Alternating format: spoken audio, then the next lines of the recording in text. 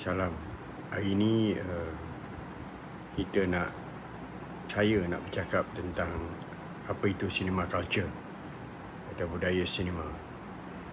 Cinema culture adalah apa saja yang melingkungi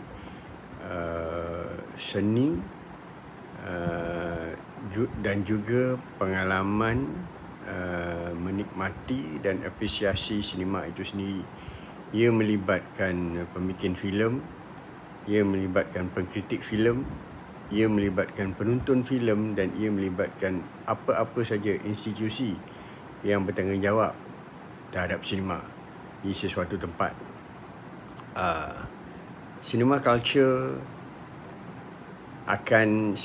yang sihat akan membentuk ekosistem sinema yang baik, dan cinema culture yang sihat secara langsungnya akan selari atau paralel dengan pembangunan industri sinema dalam sesebuah negara.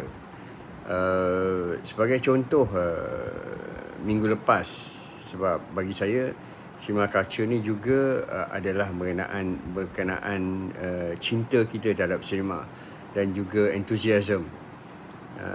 Sebab selain daripada memandang sinema dari segi the technicalities of cinema culture juga adalah kita cuba memahami falsafah sinema itu sendiri. Saya boleh bagi contoh, dalam minggu lepas ada satu perbincangan dengan rakan-rakan tentang adegan akhir dalam filem The 400 Blues arahan Francois Truffaut, bila main karakter dia tiba-tiba memandang straight kepada kamera. Momen dan selepas itu saja filem tu habis, dan kita memandang kenapa Truffaut buat macam tu, apakah rahsia di sebalik. Sebab kita tahu yang 400 Blues adalah reflection kisah Truffaut sendiri semasa dia muda di Paris. Dan juga betapa mengapa adegan hujan yang sangat lebat di dalam kedua filem Kurosawa, iaitu Rashomon dan Seven Samurai, dan mengapa ia dibuat dengan sebegitu rupa.